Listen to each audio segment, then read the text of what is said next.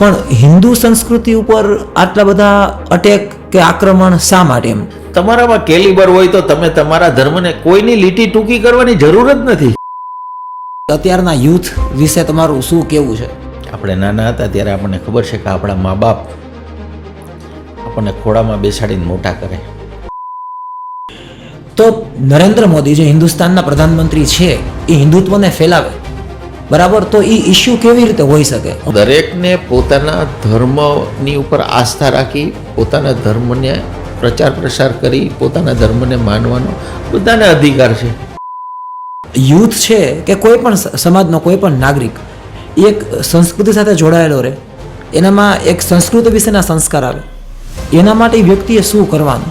ક્યાંય ધર્મમાં મારામારી, કાપા કાપી, ખૂન ખરાબા, લૂંટ ફાટ, બળાત્કાર એવું ક્યાંય લખ્યું છે? અત્યારના યુથ વિશે તમારું શું કહેવું છે? સંસ્કૃતની અંદર એક બહુ સરસ કહેવત છે કે વસુધૈવ કુટુંબકમ. કોઈ અમેરિકા કે યુરોપના કોઈ પીએમ કે પ્રેસિડેન્ટ છે, ક્રિશ્ચિયન સંસ્કૃતિ છે ત્યાં પ્રિવેલન્ટ, બરાબર, હવે એના પ્રેસિડેન્ટ કે પીએમ છે તો ઓબ્વિયસલી એ ક્રિશ્ચિયન રિચ્યુઅલ ફોલો કરશે, એના તહેવારો ક્રિશ્ચિયાનિટીના હશે. પોઝિટિવ નેગેટિવ બે. આપણા દેશની ખતમ કરવા માટે, સંસ્કૃતિને ખતમ કરવા માટે એવી યોજનાઓ ચાલે છે કે જો આ દેશનો યુવાન ખતમ થઈ જાય તો આ દેશની સંસ્કૃતિ ખતમ થઈ જાય.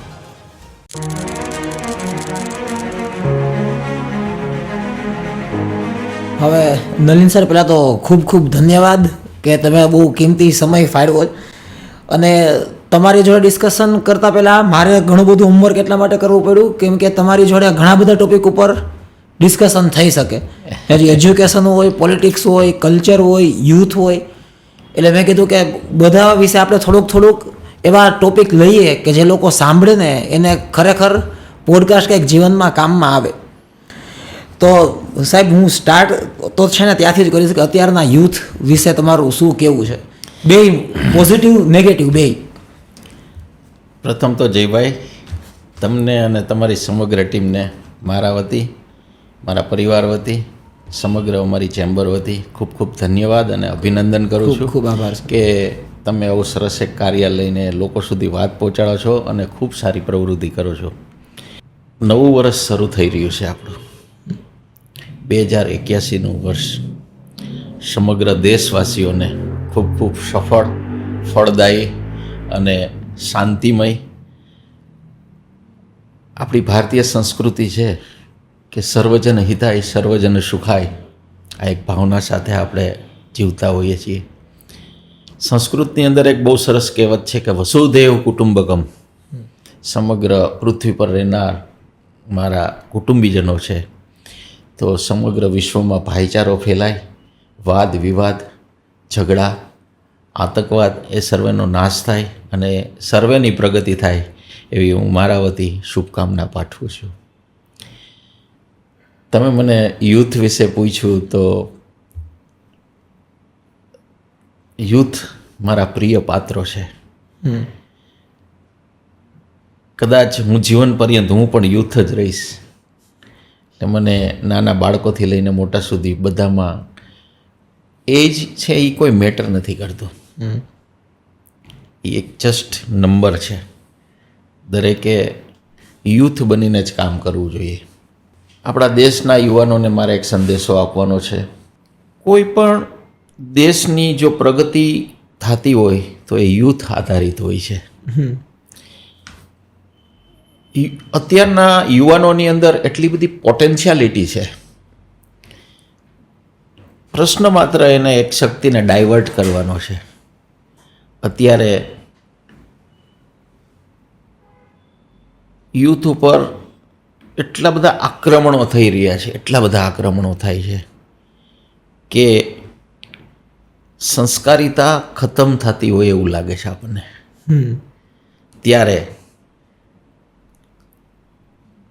અત્યારે યુવાનો ડિપ્રેશનનો ભોગ બનતા જાય છે. તમે ઘણા બધા સુસાઇડના કેસ જોતા હો છો, ડિપ્રેશનના કેસ તમે જોતા હો છો. યુવાનો જે રીતે અત્યારે પ્રવૃત્તિ કરે છે, દરેક યુવાનોએ શિક્ષણની સાથે સંસ્કારનો સમન્વય સાધીને આગળ વધવું જોઈએ. હમ કોઈ પણ યુવાન એને પરિવાર, સમાજ અને રાષ્ટ્રની સેવામાં નિમિત્ત બનવું જોઈએ. હમ પહેલી જવાબદારી એનો પરિવાર છે. આપણે નાના હતા ત્યારે આપણને ખબર છે કે આપણા મા બાપ આપણને ખોળામાં બેસાડીને મોટા કરે. આપણી જે કાંઈ જરૂરિયાત છે, જરૂરિયાત આપણો પૈડો બોલ જેને કહેવાય એમ પૈડો બોલ આપણો ઝીલે. પોતાની જરૂરિયાતને એક બાજુ મૂકીને પહેલાં બાળકોની જરૂરિયાત પૂરી કરે. એની આવકની મર્યાદા કરતાં પણ પોતે આપણને ખબર ન પડે એ રીતે સારું એડ્યુકેશન આપે, આપણને સારા સંસ્કાર કેન્દ્રોમાં મોકલે, આપણને સારા ધાર્મિક વાતાવરણમાં મોકલે. પણ જે ભાઈ ખબર નહીં, આ બધી વસ્તુના ક્લાસ હોય છે. સારી વસ્તુ શીખવા માટે જ ક્લાસ હોય છે. રાઈટ. કુસંસ્કાર તો ઓટોમેટિક આવતા હોય છે, હા. એના માટે કોઈ ક્લાસ નથી હોતા. ઘણી બધી આપણા દેશની ખતમ કરવા માટે, સંસ્કૃતિને ખતમ કરવા માટે એવી યોજનાઓ ચાલે છે કે જો આ દેશનો યુવાન ખતમ થઈ જાય તો આ દેશની સંસ્કૃતિ ખતમ થઈ જાય. એટલે આપણો આ દેશનો યુવાન કુસંગી થઈ જાય છે, વ્યસનના માર્ગે ચડી જાય છે. વેસ્ટર્ન કલ્ચરનો એટલો બધો પ્રભાવ એની ઉપર આવે છે કે જે કાંઈ આપણને કાંઈ લાગુ નથી પડતું, આપણી સંસ્કૃતિને લાગુ નથી પડતું. ઠીક છે, કોઈ પણ બાળક હોય તો એના બધા શોખ હોય, રમતગમત હોય, શિક્ષણ હોય, પણ કોઈ પણ કાર્ય એ સંસ્કારની સાથે જોડેલું હોવું જોઈએ.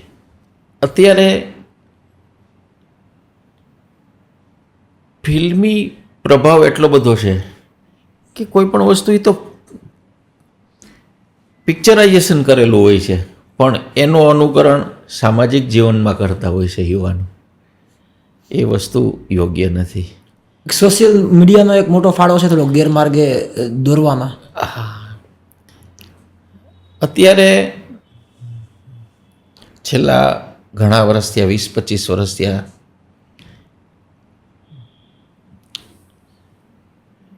ટેકનોલોજી એટલી બધી આગળ વધી ગઈ છે, એટલી બધી આગળ વધી ગઈ છે કે દિવસે ને દિવસે કૂદકે ને ભૂસકે આગળ વધી રહી છે. એક દિવસ તમે જુઓ તો એક દિવસે ને દિવસે આગળ વધતી જાય છે. જેમ ટેકનોલોજી આગળ વધતી જાય છે એમ સારી અને ખરાબ બાબત બે પણ એમાં જોડાયેલી હોય છે. તો આજના યુવાનોએ એ નક્કી કરવાનું છે કે મને શું લાગુ પડે છે, મારા જીવનમાં શું હિતકારી છે, મારો ફાયદો ક્યાં છે, મારા પરિવારનો ફાયદો ક્યાં છે, મારા રાષ્ટ્રનો ફાયદો ક્યાં છે. તો સોશિયલ મીડિયાની અંદર એટલી બધી નેગેટિવિટી પણ એટલી છે ને પોઝિટિવિટી પણ એટલી બધી છે. તો આજે આપણે કોઈ પણ જગ્યાએ જઈએ તો આપણી સામે ભોજનની અનેક વેરાયટીઓ આપણી સામે પડી હોય તો આપણને શું ભાવે છે, આપણને શું ફાવે છે, આપણને શું આપણે ડાયજેસ્ટ કરી શકીએ છીએ, તો એ વસ્તુ જ આપણે ખાવી જોઈએ. એમ કોઈ પણ વસ્તુ આપણી સામે ઘણી બધી છે, સારી બાબતો પણ છે, ખરાબ બાબતો પણ છે. આપણે કઈ બાબતને આપણે એક્સેપ્ટ કરીએ છીએ આપણા ઉપર નિર્ભર કરે છે. એની પાછળ મા બાપ, શિક્ષક અને ધર્મગુરુ આ બધાનો મુખ્ય રોલ છે. જયભાઈ, દરેક યુવાનને એક રમત સાથે જોડાયેલું રહેવું જોઈએ, કોઈ પણ એક રમત સાથે, સ્પોર્ટ્સ જીવનમાં. એમાં ઘણી બધી પોઝિટિવિટી હોય છે. એના કારણે શરીર આપણું તંદુરસ્ત રહીએ, મન તંદુરસ્ત રહીએ, આપણા વિચારો પોઝિટિવ રહીએ, યુવાન વિજેતા તરફ આગળ વધી શકે. કેમ કે કોઈ પણ રમત છે એ કોઈ પણ ખેલાડી રમતો હોય તો એ જીતવા માટે રમતો હોય છે.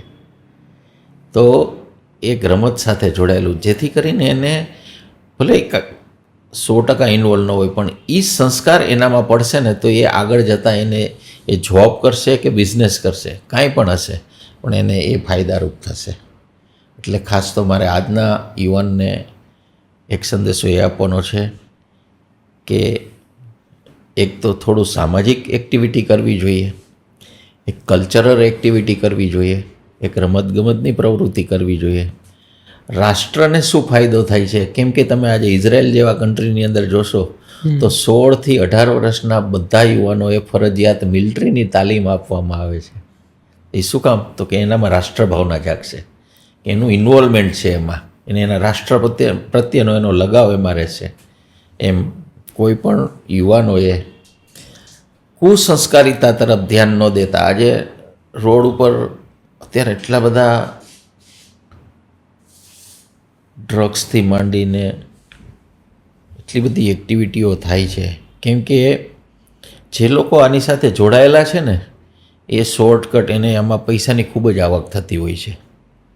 એમાં કોઈ બીજી કોઈ કેલિબરની જરૂર નથી હોતી, ની કોઈ આવડતની જરૂર નથી હોતી એમાં. એટલે વગર મહેનતે વધારે પૈસા કમાવા તરફ આ તરફ લોકો હોય, એને શરૂઆતમાં વ્યસની બનાવવા માટે ને ટ્રેક કરવામાં આવે છે. તો યુવાને ખાસ જાગૃત રહેવું જોઈએ, સજાગ રહેવું જોઈએ આના માટે. એટલે શિક્ષણમાં પણ સારું એનું ઇન્વોલ્વમેન્ટ હોવું જોઈએ. કોઈ પણ વિષય, arts, commerce, science, engineering, pharmacy, medical, કોઈ પણ વિષય હોય તો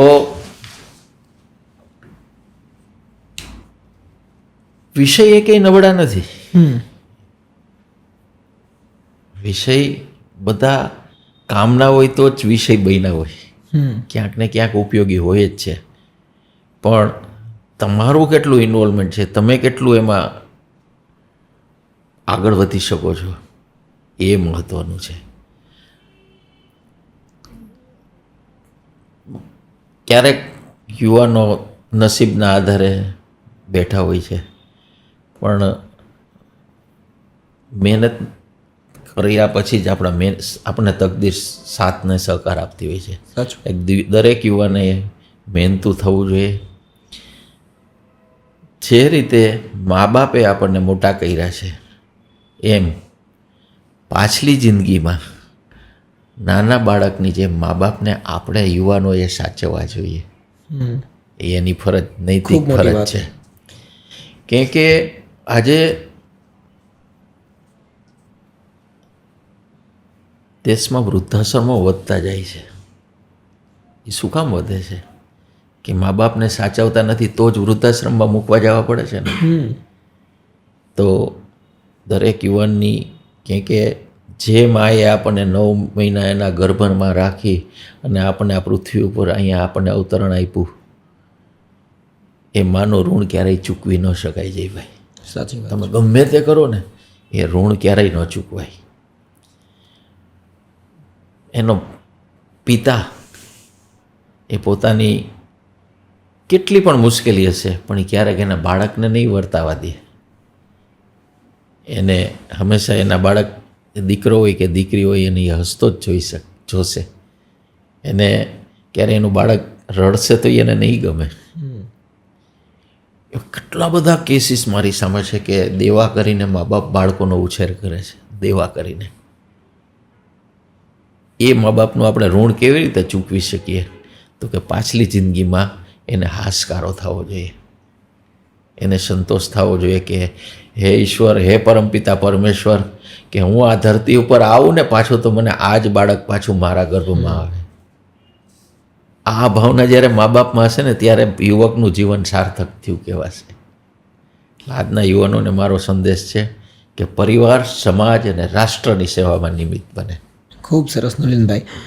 હવે સાહેબ, બીજું એક છે ને, જેમ તમે કીધું ને કે સંસ્કાર માટે તમારે ક્લાસીસમાં જવું પડે, કલ્ચર સમજવાના ક્લાસ હોય, બરાબર. કુસંસ્કારિતા તો ઓટોમેટિક આવી જાય.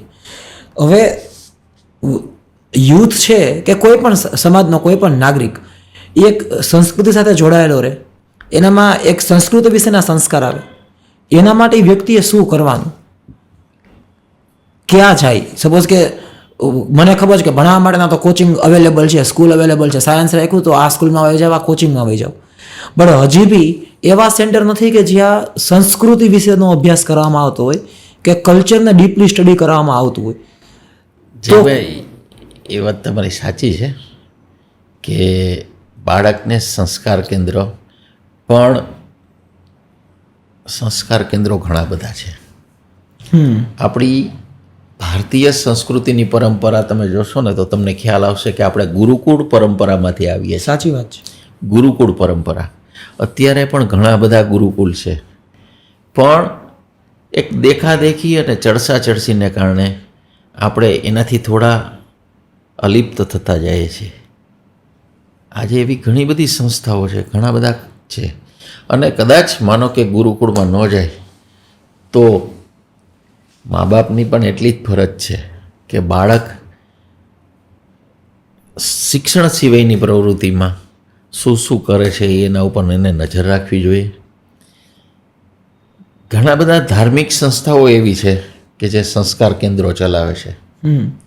તમે જોતા હશો તો રામકૃષ્ણ મિશન છે, ત્યાં પણ સંસ્કાર કેન્દ્રો ચાલે છે. સાચી વાત. BAPS છે તો ત્યાં પણ સ્વામિનારાયણ BAPS મંદિર છે, અહીંયા યોગીધામ ગુરુકુલ છે, તો ઘણા બધા સંસ્કાર કેન્દ્રો ચાલે છે.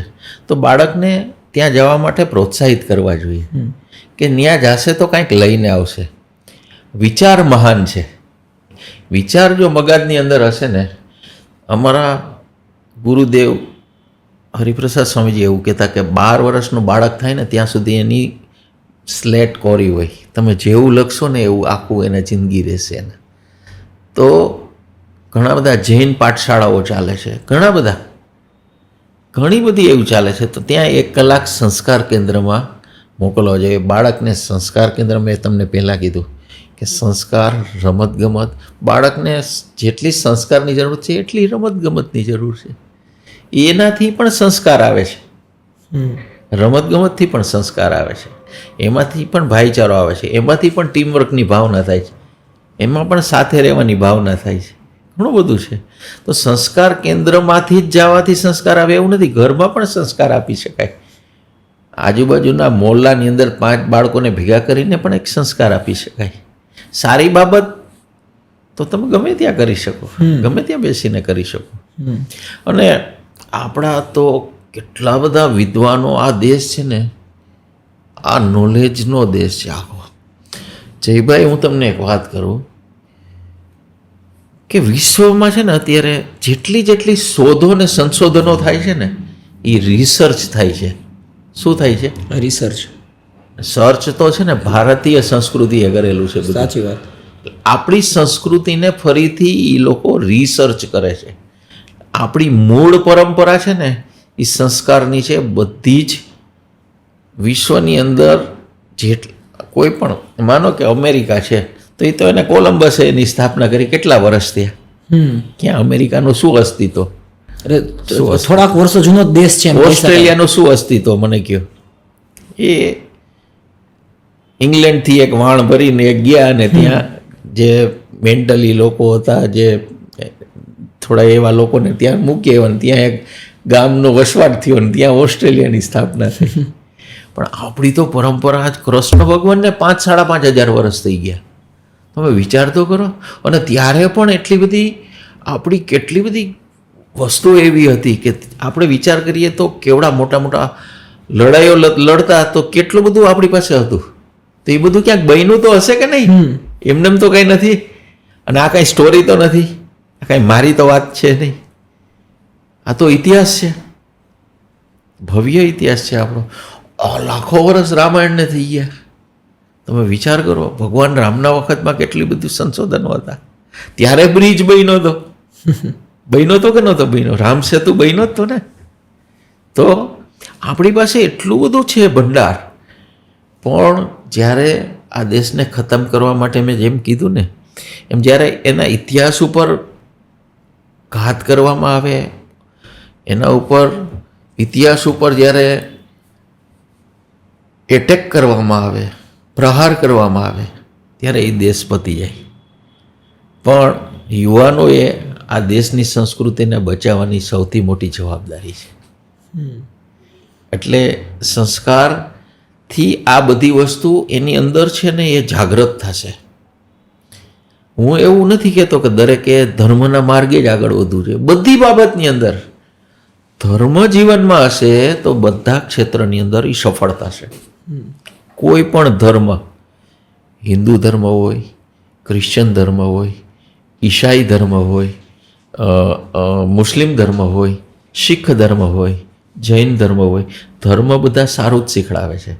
ક્યાંય ધર્મમાં મારામારી, કાપાકાપી, ખૂન ખરાબા, લૂંટ ફાટ, બળાત્કાર એવું ક્યાંય લખ્યું છે? ક્યાંય લખ્યું છે? બધાના ધર્મની અંદર ભાઈચારાની જ ભાવના છે. બધા ધર્મોમાં પ્રેમની જ ભાવના છે. તો આ બધા ધર્મોમાંથી કાંઈક ને કાંઈક આપણે સારી બાબતને લઈ અને સંસ્કારનું સિંચન થાય અને યુવાનના જીવનમાં ધર્મ હશે ને તો એ દરેક ક્ષેત્રમાં આગળ વધી શકશે. એ ખોટું કરતાં અચકાશે, એને ધર્મ રોકશે. એને ધર્મ રોકશે, એ ખોટું નહીં કરે અને એના કારણે એનો પરિવાર, સમાજ અને રાષ્ટ્ર બધાને ફાયદો થશે, માત્ર સંસ્કારને કારણે. નલિન સાહેબ, એવું મને એવું લાગે છે કે પછી ન્યૂઝનું તમે કહો કે એના કારણે પણ હિન્દુ સંસ્કૃતિ ઉપર આટલા બધા અટેક કે આક્રમણ શા માટે? એમ તમે જ્યારે બી ન્યૂઝમાં જોવો ને તો આ દેશમાં હિન્દુ મંદિર ઉપર આક્રમણ થયું, આ દેશમાં પાછું હિન્દુ મંદિર ઉપર અટેક થયું, અહીંયા આમ થયું. તો ક્યારેક એવું લાગે કે બધા એક જ ટાઈપની કોન્સ્પિરસીમાં ઇન્વોલ્વ છે કે ગમે એમ કરીને હિન્દુઇઝમ ઉપર અટેક કરવાનો. જ્યારે ઇતિહાસ એમ કે છે કે હિન્દુ રિલિજિયન વાળા કોઈ બી વ્યક્તિ હોય કે રાજા મહારાજ હોય, સામેથી કોઈ બી અન્ય દેશ ઉપર ક્યારેય ચડાઈ કરીને સામેથી યુદ્ધ છંછેડો એવા પુરાવા નથી. તો લોકોને ખૂચે છે, કઈ પર્ટિક્યુલર કારણ છે? ધર્મ છે ને, ધર્મ એ લડાઈ ન કરે ક્યારેય. હા, ધર્માંધતા, જે ધર્મની પાછળ આંધળી દોટ છે, આ ઈગો ક્લેશ છે એક જાતનો. જે લોકો પોતાના ધર્મને નથી સમજી શીખ્યા ને એ લોકો જ બીજા ધર્મ ઉપર એટેક કરે છે. સમજી ગયા? હું સમજી ગયો. પોતાનો ધર્મ જો સમજીને ચાલે તો એ ક્યારેય કોઈ ઉપર એટેક ન કરે. તમે તમારા ભાઈ ઉપર એટેક કરશો, તમે તમારા પાડોશી ઉપર એટેક કરશો, કરો. ક્યારેય કોઈ દિવસ, અને કોઈ પણ લડાઈ, વિશ્વની કોઈ પણ લડાઈ લઈ લ્યો તમે, અલ્ટિમેટલી છેલ્લે તો બધાએ સમાધાન ઉપર જ આવવું પડ્યું છે કે નથી એવું? શું મને કહો છો? લડાઈ એ કોઈ પ્રશ્નનો ઉકેલ છે? જરાય નહીં. તમારામાં કેલિબર હોય તો તમે તમારા ધર્મને, કોઈની લીટી ટૂંકી કરવાની જરૂર જ નથી. કોઈ ધર્મ કોઈની લીટી ટૂંકી કરવાનું કહેતા જ નથી. તમે તમારી લીટી મોટી કરો, આપણે બીજી લીટી ટૂંકી થશે. અને દરેકને પોતાના ધર્મની ઉપર આસ્થા રાખી, પોતાના ધર્મને પ્રચાર પ્રસાર કરી, પોતાના ધર્મને માનવાનો બધાને અધિકાર છે. ક્યાંય કોઈ દુનિયા, અને ધાર્મિક લડાઈ ક્યાંય વિશ્વમાં કોઈ સ્વીકાર્ય છે જ નહીં, કોઈ સ્વીકાર્ય નથી. અને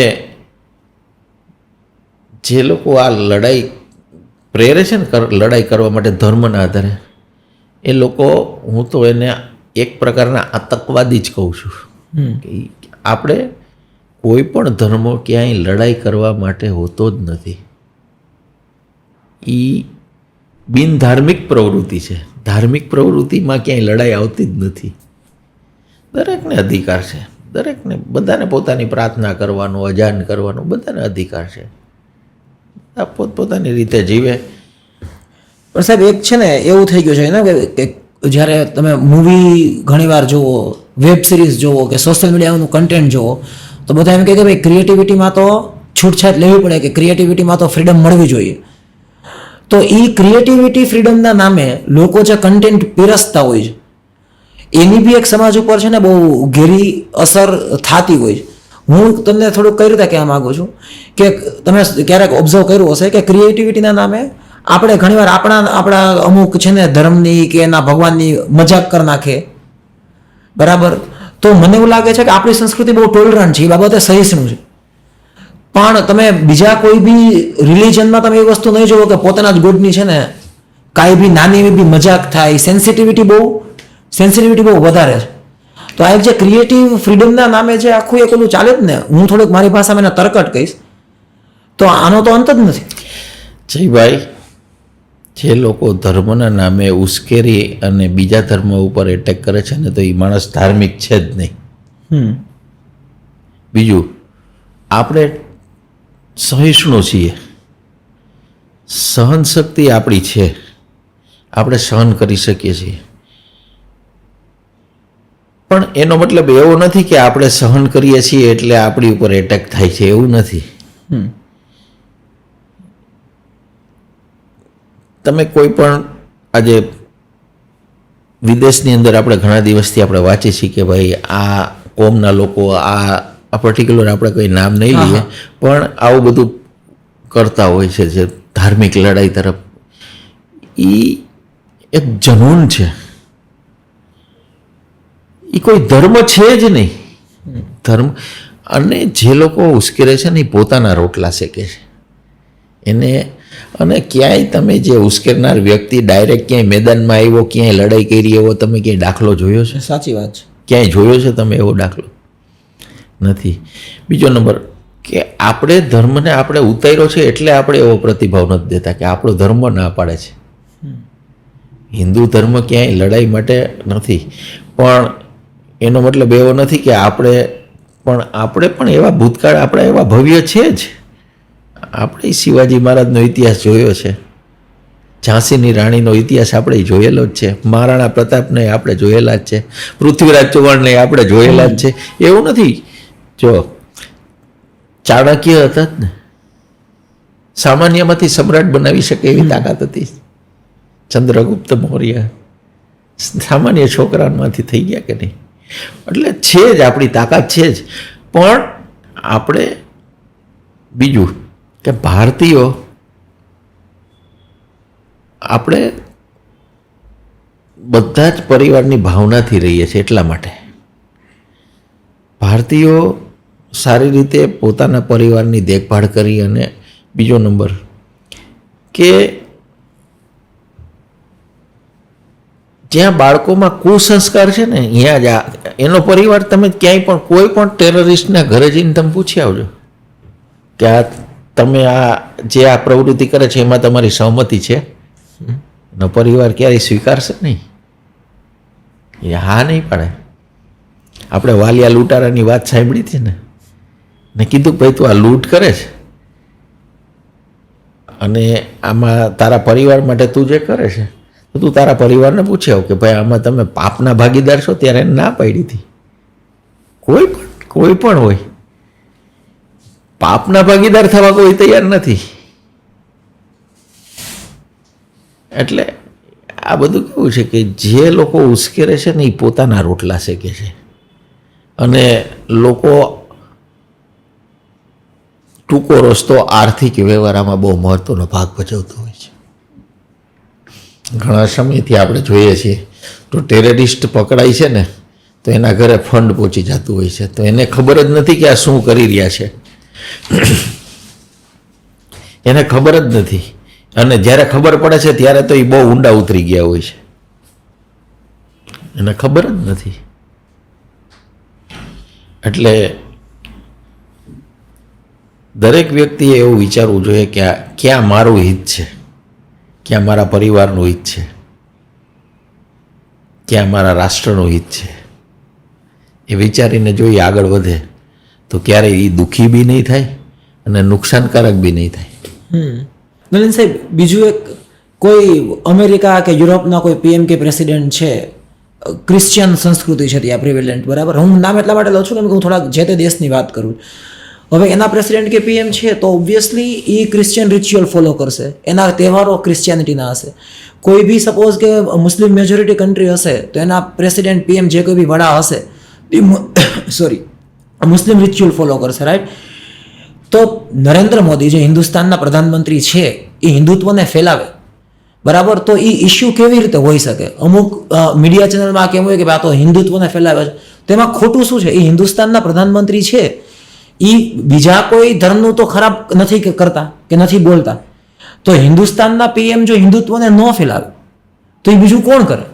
તો પછી આટલું બધું ક્રિટિસિઝમ શેનું જે એક વર્ક કરે છે? પહેલાં તો તમે જે વ્યક્તિની વાત કરો છો ને એ ક્યારેય કોઈનાથી ડરીને કે એ પોતાનું કાર્ય કરવામાં અચકાય એવી વ્યક્તિ છે જ નહીં. જ્યારે 1992ની અંદર આતંકવાદીઓએ જમ્મુ કાશ્મીરની અંદર જ્યારે પગ મૂકવાની ના પાડી હતી, જ્યારે ધ્વજવંદન કરવા માટે કીધું હતું કે ત્યાં તમને નહીં આવવા દઈએ, ત્યારે એને 1992ની અંદર લાલ ચોકમાં, કાશ્મીરના લાલ ચોકમાં ધ્વજવંદન કર્યું હતું. એટલે એ વાત અસ્થાને છે કે આપણે નથી કરતા. આપણે આપણા ધર્મનો પ્રચાર કરીએ જ છીએ અને કરશું, અને ડંકે કી ચોટ ઉપર જઈને કરશું. આપણે હા, કરવો જ જોઈએ. દરેકને પોતાના ધર્મનો આદર હોવો જોઈએ, પોતાના ધર્મનો ગર્વ હોવો જોઈએ. આપણે આપણા ધર્મનો પ્રચાર કરીએ છીએ એટલે આપણે કોઈ બીજા ધર્મને નીચો નથી દેખાડતા. હા, આપણે આપણી એવા સંસ્કાર છે જ નહીં. ટ્રુ. દરેકના ધર્મને આપણે આદર આપીએ છીએ. વ્હાઇટ હાઉસની અંદર એ દિવાળી મનાય છે, એવું નથી જયભાઈ કે ત્યાં આપણા ધર્મને નથી. વ્હાઇટ હાઉસમાં દિવાળી, અમેરિકાની અંદર બધી મોટી મોટી કંપની અંદર દિવાળી ફેસ્ટિવલ ઉજવાય જ છે. ત્યાં પણ રોશનીઓ થાય જ છે. ત્યાં હમણાં ક્રિસમસ આવશે તો ત્યાં પણ એનું સેલિબ્રેશન થાય છે. ને આપણે ઇન્ડિયામાં પણ આપણે ક્રિસમસનું સેલિબ્રેશન થાય છે. આપણે પણ અહીંયા ઈદ મનાવે છે, વિશ્વમાં પણ ઈદ મનાવે છે. મુસ્લિમ કન્ટ્રીમાં પણ આપણા ધર્મગુરુઓને આદર આપે છે. તમે હમણાં જોયું હશે કે ઓમાન અને દુબઈની અંદર આપણા સ્વામિનારાયણ ધર્મના સ્થાપના બહુ સારી રીતે થઈ છે મંદિરની. એટલે એવું નથી ક્યાંય નથી થતું. આ એક વિચારધારાનો સવાલ છે. તમે કેટલા બ્રોડ વેની અંદર ચાલો છો, કેટલા બ્રોડ માઇન્ડેડ છો, એના ઉપર આધાર રાખે છે. બાકી સંકુચિતતા છે ને, એ તો તમને એક મર્યાદામાં જ રાખશે. મેં તમને પહેલાં કીધું કે દરેક ધર્મ છે ને એ સારી જ બાબત છે, કોઈ ખરાબ નથી. આપણે આદર દેવો જોઈએ. મારે તમારે બધાએ આદર દેવો જોઈએ. તમે જેને ફોલો કરતા હો એ તમારો પ્રશ્ન, પણ આદર તો દરેક ધર્મને દેવો જોઈએ. આપણે કોઈને ક્રિટિસાઇઝ નહીં કરવાના. અને જ્યારે ક્રિટિસાઇઝ થાય છે ને ત્યારે વિવાદ ઊભા થાય છે. સાહેબ, બીજું એક છે ને, યુથમાં એક વર્ગ એવો થતો જાય છે કે ધર્મ પ્રત્યે જેને કહેતા કે ધર્મ માટે શરમ, બરાબર, કે ભાઈ કોઈ વ્યક્તિ છે એ ધોતી પહેરીને એનું એક રિચ્યુઅલ કરે છે તો ધોતી માટે એને એમ હોય કે ભાઈ આવા કપડાં શું કામ. તો આજે આખું જે છે ને કે ભાઈ ભાષા તો વેસ્ટર્ન ભાષા બાજુ વળતા જાય કે ભાઈ અલા સંસ્કૃતના આપણે માનીએ કે ભાઈ સંસ્કૃતનો મહાન ભાષા છે, ડેલી યુઝ નથી, પણ એક આપણી ભાષાનું મહત્વ તો હોય ને, આપણી નેટિવ ભાષાનું કે નેશનલ લેંગ્વેજનું. પણ ભાષા તો કે વેસ્ટર્ન, કલ્ચર તો કે વેસ્ટર્ન, ફેસ્ટિવલનું સેલિબ્રેશન હોય તો કે વેસ્ટર્ન. તો આજે આખું વેસ્ટર્નાઇઝેશન થતું જાય છે. તો આ તો ધીરે ધીરે એક ટાઈમ એવો આવશે જો આ જ દિશામાં બધા આગળ જતા રહ્યા કે આપણું કલ્ચર જે છે એના તો આપણે ડિસ્ટ્રક્શનના જેને કહે ને કે ધીમે ધીમે પાયા નખાતા જાય છે. ભાઈ એવું નથી. પશ્ચિમની સંસ્કૃતિનો પ્રભાવ 100% છે, પણ સાથે સાથે બાળકોમાં ધર્મનો ઉત્સાહ પણ એટલો જ છે. એવું નથી, લુપ્ત નથી. આ સંસ્કૃતિ ક્યારેય યાવત ચંદ્ર દીવા કરો, જ્યાં સુધી સૂર્યચંદ્ર રહેશે ને ત્યાં સુધી આ સંસ્કૃતિ, ભારતીય સંસ્કૃતિ, હિન્દુ સંસ્કૃતિ રહેવાની જ છે. કેમ કે એ મૂળ સંસ્કૃતિ છે. મૂળ સંસ્કૃતિ એટલે એ ક્યારેય લુપ્ત ન થાય. ઉદ્ભવેલી સંસ્કૃતિ હોય ને એ લુપ્ત થાય, મૂળ સંસ્કૃતિ ક્યારેય લુપ્ત ન થાય. તમે કીધું કે ડ્રેસ છે, ભાષા છે, પૂજાપાઠ છે, એના તરફ શરમ થતી હોય, એવું નથી. આજે તમે મોટા મોટા કથાકારો છે, મોટી મોટી કથાઓ થતી હોય, એમાં પણ એટલા જ યુથ હોય છે. આપણે કદાચ આપણી સામે એક પિક્ચર એવું આવતું હોય કે આ યુથ નથી જતો, પણ આપણે જો કદાચ સોશિયલ મીડિયાનો અને એક પિક્ચરની અંદર આપણે એવું જોતા હોઈએ છીએ, જ્યારે આપણા નજરમાં આ વસ્તુ આવતી હોય છે. પણ જ્યારે આપણી નજર ધર્મ તરફ જોશો ને ત્યારે એટલા જ યુવાનો પણ એટલા જ. આજે તમે હનુમાનજીની મંદિરની અંદર જોશો ને તો સૌથી વધારે યુથ હશે. સાચું. તમે માતાજીના મંદિરની અંદર જોશો તો સૌથી વધારે યુથ હશે. તો યુથ એટલા જ ધર્મ સાથે જોડાયેલા છે જ, એવું નથી. પણ એ ધર્મનો આપણને જે શીખડાયું છે એ સંસ્કાર આપણામાં પ્રસ્થાપિત થાય. આપણે છીએ એટલો સમય નહીં પણ કાયમી આપણામાં ધર્મ ઠરે તો એ યોગ્ય કહેવાય. મેં પહેલાં કીધું ને કે ધર્મ ક્યારેય કોઈ લડાઈ શીખડાવતું નથી, ધર્મ કોઈ કુસંગ કોઈ વ્યસન શીખડાવતું નથી. ક્યાંય ધર્મમાં ક્યાંય વ્યસન આપ્યું છે? ક્યાંય નથી. કોઈ ભાષામાં નથી, કોઈ ધર્મમાં નથી. બધી જ જગ્યાએ સારી બાબતો જ શીખડાવી છે. અને આપણી સંસ્કૃતિ તો આજે આપણો ઇતિહાસ એટલો ભવ્ય છે ને આપણે ક્યાંય જવાની જરૂર નથી. આજે વિદેશની અંદર મોટી મોટી યુનિવર્સિટીઓ આપણા ધર્મ ઉપર રિસર્ચ કરે છે. સાહેબ, બ્રિટિશની સૌથી મોટી યુનિવર્સિટી આજે શિક્ષાપત્રી ઉપર રિસર્ચ કરે છે, રામાયણ ને મહાભારત ઉપર રિસર્ચ કરે છે સાહેબ, કે આવું કેવી રીતે શક્ય બને, આ કેવી રીતે ઉદ્ભવ્યું છે. તો આજે આપણી સંસ્કૃતિ એટલી ભવ્ય છે ને, મૂળ સંસ્કૃતિ છે, એટલે યુથ એ તરફ છે જ, પણ આપણે નજર એ તરફ, અને આપણે થોડુંક એને પ્રોત્સાહિત પણ કરવા જોઈએ. આપણા વડીલોએ, બુઝુર્ગોએ એને પ્રોત્સાહિત કરવા જોઈએ.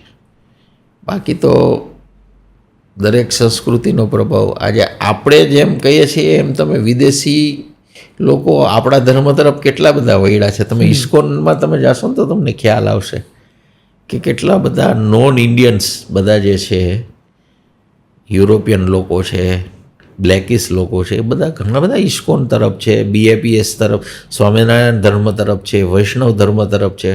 ઘણા બધા આપણા ધર્મ ફોલો કરે છે અને સારા સારા ભજન ગાય છે, પેટી વગાડે છે, કીર્તન કરે છે. તમે જુઓ, રામકૃષ્ણ મિશનમાં જાઓ, કેટલા બધા ધોળિયા લોકો કામ કરે છે એમાં, ખરે જ છે.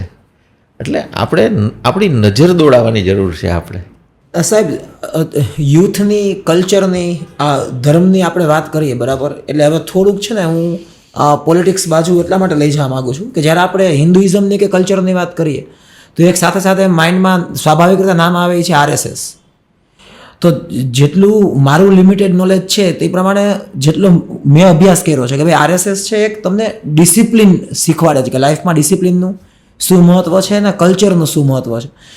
પછી એક બીજો બહુ એક વર્ગ એવો છે જે સતત જેને કહે ને કે એના ઉપર RSS ઉપર શંકા કયા રાખે કે આ એક્સ્ટ્રીમિઝમ ફેલાવે છે, આ જે છે બરાબર કે સમાજમાં આપણે કહે ને કે ભાઈ પોલારિટીની રાજનીતિ કરે છે, કે વર્ગમાં વેચે છે અલગ અલગ. તો હવે RSS વાસ્તવિક શું ક્રિયાવિધિ કરે છે? બહુ સરસ પ્રશ્ન છે. RSS એટલે રાષ્ટ્રીય સ્વયંસેવક સંઘ, એનું આખું પૂરું નામ છે. 1925ની અંદર એની સ્થાપના થઈ. ડૉક્ટર સાહેબ કેશવરાવ બલિરામ હેડગવાર નામની વ્યક્તિએ RSSની સ્થાપના 1925ની અંદર કરી. RSS રાષ્ટ્રીય સ્વયંસેવક સંઘ એ કોઈ પર્ટિક્યુલર એક ધર્મ પ્રત્યે જોડાયેલી સંસ્થા નથી. એ માન્યતા ખોટી છે. એ માન્યતા ખોટી છે. રાષ્ટ્રીય સ્વયંસેવક સંઘ એક વિચારધારા છે, એ બધાને સાથે લઈને ચાલે છે. એનો માત્ર હેતુ રાષ્ટ્રવાદ છે, બીજો કોઈ એનો કોઈ હેતુ છે નહીં. આ દેશની અંદર રહેનાર વ્યક્તિ, એક દરેક વ્યક્તિ હિન્દુ જ છે એવી એક એની વિચારધારા છે. હિન્દુ એ કોઈ ધર્મ નથી, એ એક વિચારધારા છે. રાષ્ટ્રીય સ્વયંસેવક સંઘ આજે 100 વર્ષ થવા જઈ રહ્યા છે. એટલે આજે 100 વર્ષની અંદર સંસ્થાએ ખૂબ કામ કર્યું. ઘણા બધા મહાન લોકોને આ દેશને આપ્યા છે, રાષ્ટ્રવાદી લોકો આપ્યા છે, અને આ દેશને આઝાદ કરવાની અંદર આ સંઘનો ખૂબ મોટો ફાળો છે. કદાચ લોકોને આ વાતને કદાચ એટલી નહીં ખબર હોય કે અમુક લોકો જ આપણી નજર સામે છે, પણ સંઘે જે કામ આ દેશ માટે કર્યું છે એ વિશ્વની અંદર કોઈ કરી ન શકે, ભવિષ્યમાં કરી પણ નહીં શકે, કર્યું પણ નથી અને કરી પણ નહીં શકે.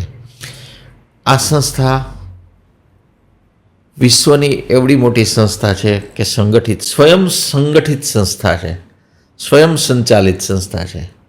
આમાં કોઈ પેઇડ માણસો નથી, સ્વયં સંચાલિત અને કોઈ પ્રોપોગેન્ડા નથી, કોઈ પ્રોપોગન્ડા નથી. તમે બહુ ઓપન માઇન્ડેડ થાય છે, વાત કાર્ય થાય છે, આમાં ખુલ્લા મનથી કાર્ય થાય, કોઈ પણ વ્યક્તિ એમાં જોડાઈ શકે. સંઘ ક્યારેય કોઈ લડાઈ ઝઘડા શીખડાવતું નથી. સંઘ ક્યારેય કોઈ વાદ વિવાદ શીખડાવતું નથી. સંઘ તોડવાનું નહીં પણ સંઘ જોડવાનું કામ કરે છે. કેશવરાવ બલિરાવ હેડગવાર પછી બીજા દ્વિતીય સરસંઘ ચાલક માધવરાવ સદાશિવરાવ ગોલવલકર એટલે કે ગુરુજી એટલા બધા વિચક્ષણ હતા કે એના સમયની અંદર સંઘનો ખૂબ પ્રચાર અને પ્રસાર થયો. કાર્ય પણ એ સમયમાં ખૂબ વધ્યું. આ દેશને એકજૂટ કરવાનું કાર્ય સંઘ કરી રહ્યું છે અને આ ગુરુજીએ કાર્ય જે કર્યું છે એ અનબિલિવેબલ છે, અનબિલિવેબલ. અને એના માટે આપણે ગુરુજીને જેટલા વંદન કરીએ ને એટલા આપણે ઓછા છે. અને જયભાઈ, આજે અમે જે કાંઈ અમારા સંસ્કાર અમારામાં સિંચન થયું છે એ સંઘના કારણે જ થયું છે કે અમે જે કાંઈ કાર્ય કરીએ છીએ, અમે સમાજ માટે જે કાંઈ અમારી એક ભાવના છે તો એ ભાવના જગાવવાનું કામ અમારામાં જો કોઈએ કર્યું હોય તો એ સંઘે કર્યું છે. સાહેબ, આપણે કલ્ચર, RSS, હવે સનાતન ધર્મ શબ્દ એવો છે કે મેં સનાતનનો ઉલ્લેખ છે ને મેં જૈનિઝમમાં જોયો છે, બુદ્ધિઝમમાં બી સનાતનનો ઉલ્લેખ છે અને હિન્દુ ધર્મ તો કહેવાય છે સનાતન ધર્મ. તો સનાતન ધર્મ ખરા અર્થમાં શું છે, એનો સંદેશો શું છે? સરસ પ્રશ્ન છે તમારો. સનાતન ધર્મ એટલે બધાને સાથે લઈને ચાલવું, એને સનાતન ધર્મ કહેવાય. બધાને સાથે લઈને ચાલવું, ન વાદ ન વિવાદ, બધાને સાથે લઈને. સનાતન એટલે બધાને સાથે લઈને, બધાનો આદર કરવો, બધા લોકોનો આદર કરવો, એને સનાતન ધર્મ કહે. ભગવાન રામ રામાયણની અંદર આપણે જોયું હશે તો એને બધાને સાથે રાખ્યા, લોકોને પણ સાથે રાખ્યા, વાનરોને પણ સાથે રાખ્યા, ખિસકોલી જેવી ખિસકોલીને પણ સાથે રાખી, જીવ માત્રને સાથે રાખ્યા. એટલે જીવ માત્રનો આદર કરવો એ સનાતન ધર્મની સંસ્કૃતિ છે. ક્યાંય અહિંસા જેવો શબ્દ આવતો જ નથી સનાતનમાં. તો બુદ્ધિઝમમાં આ જ વાત છે. અલ્ટિમેટલી કોઈ પણ શાસ્ત્રનો તમે સાર લ્યો તો શું આવે? અહિંસા. અહિંસા પરમો ધર્મો. કોઈ પણ ધર્મનો જે છે અલ્ટિમેટલી ગોલ શું હોય તો કે ભાઈ એનામાં સંસ્કારનું સિંચન થાય, સંસ્કારી બને, બધાનો આદર કરે, અહિંસક થાય, વિવાદિત ન થાય, સારા કાર્યો કરે. તો જૈનિઝમ એ આ જ કહે છે. તો હું તો આ બધા ધર્મને એક હિન્દુ ધર્મના ભાગ જ ગણું છું. બુદ્ધ પણ એક આપણા રાજા જ હતા. ભગવાન બુદ્ધ પણ રાજા જ હતા, આપણા હિન્દુ ધર્મના જ રાજા હતા. જૈન ધર્મના 24 તીર્થંકરો પણ આપણા ક્ષત્રિયો જ છે. એટલે એ હિન્દુ ધર્મથી અલગ નથી, બધું હિન્દુ ધર્મના જ એક ભાગ છે. બધા જ ધર્મો સનાતન જ છે. અને સનાતન એટલે અહિંસક, બધાને સાથે લઈને ચાલવું, એ એક એની સંસ્કૃતિ, એ સનાતન ધર્મ. નલિન સાહેબ, હવે આખા સમાજ માટેનો સંદેશો, કેમ કે જે આખો એક કેઓસ ચાલે જ ને, સોશિયલ મીડિયામાં એટલી બધી વસ્તુની ભરમાર છે, ક્યાંક તુષ્ટિકરણની રાજનીતિ ચાલુ છે, ક્યાંક કોઈક ધર્મને ક્યાંક ખુશ કરવાની રાજનીતિ ચાલુ છે, એક બાજુ લોકોને ઉશ્કેરવાની રાજનીતિ ચાલુ છે. એટલે રાજનીતિ કયો, સોશિયલ મીડિયા કયો, પ્રોપોગેન્ડા કયો, તો આજે આખો કેઓટિક આખો માહોલ છે વિશ્વનો.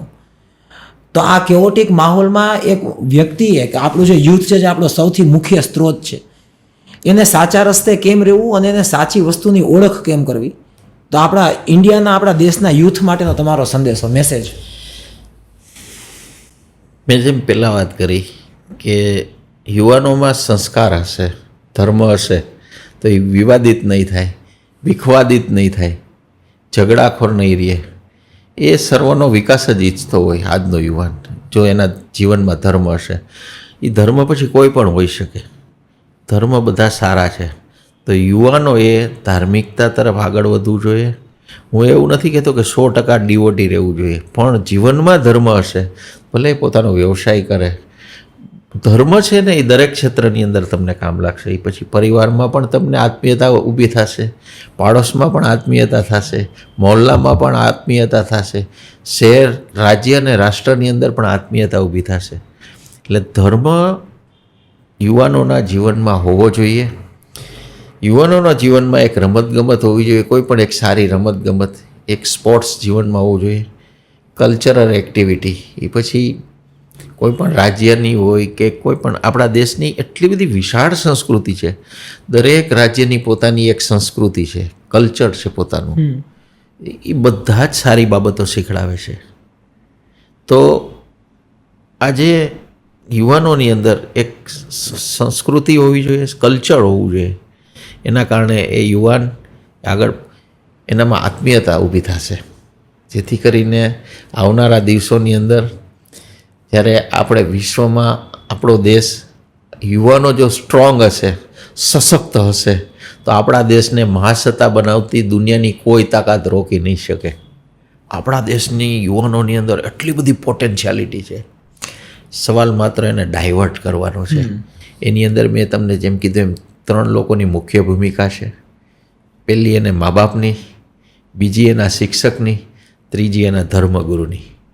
આ 3 વ્યક્તિ જો એના જીવનમાં હશે ને એના માર્ગદર્શન પ્રમાણે જીવનમાં યુવાનોએ એક સાચો માર્ગદર્શક હોવો જોઈએ.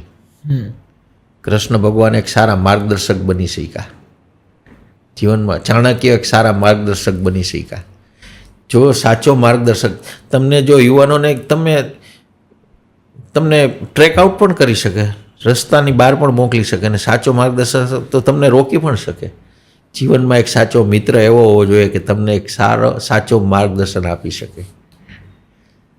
તાકાત એટલી બધી છે જ. આપણી મહિલાઓમાં એટલી તાકાત છે, આપણા યુવાનોમાં એટલી તાકાત છે. શક્તિશાળી દેશ છે આપણો દેશ. તો માનો ઉપાસક છે. આપણે માના દીકરા છીએ. ભારત એક જ દેશ એવો છે કે જેને મા તરીકે ઓળખીએ છીએ આપણે. એટલે આપણી શક્તિના ઉપાસક છીએ આપણે. તો આપણી યુવા પેઢી, દીકરી હોય કે દીકરો હોય, એને સારી બાબતને જીવનમાં ઉતારી અને આપણા પરિવાર, સમાજ અને રાષ્ટ્રની સેવામાં નિમિત્ત બનીએ તો આપણો દેશ મહાસત્તા બનશે. અને આવનારા દિવસોની અંદર આપણી તાકાતને આપણી સામે કોઈ નજર ઊંચી કરવાની કોઈની તાકાત નહીં હોય. આપનો ખૂબ ખૂબ આભાર નલિન સાહેબ. આપણે આજે બધા ટોપિક અલગ અલગ લીધા, ઘણા ટોપિક ઉપર ચર્ચા કરી. આઈ હોપ કે ભવિષ્યમાં હું તમારો વધારે ટાઈમ લઈને દરેક વસ્તુ ઉપર આપણે એક એપિસોડ આગળ જતા આપણે બનાવીએ એવી મારી ઈચ્છા છે. પણ તમે મને અહીંયા બોલાવી અને મને લોકો સુધી મારી વાત પહોંચાડવાનો અને તમે મને જે તક આપી, હું તમારો હૃદયપૂર્વક આભાર માનું છું. અને મારા વતી કે આ ચેનલના માધ્યમથી તમે પણ એક નામાંકિત વ્યક્તિ તરીકે પ્રસ્થાપિત થાઓ અને દેશમાં તમારું ખૂબ મોટું નામ થાય, ખૂબ આગળ વધો, એવી અમારી હાર્દિક શુભકામના. ધન્યવાદ. ભારત માતા કી જય. ભારત માતા કી જય. Thank you.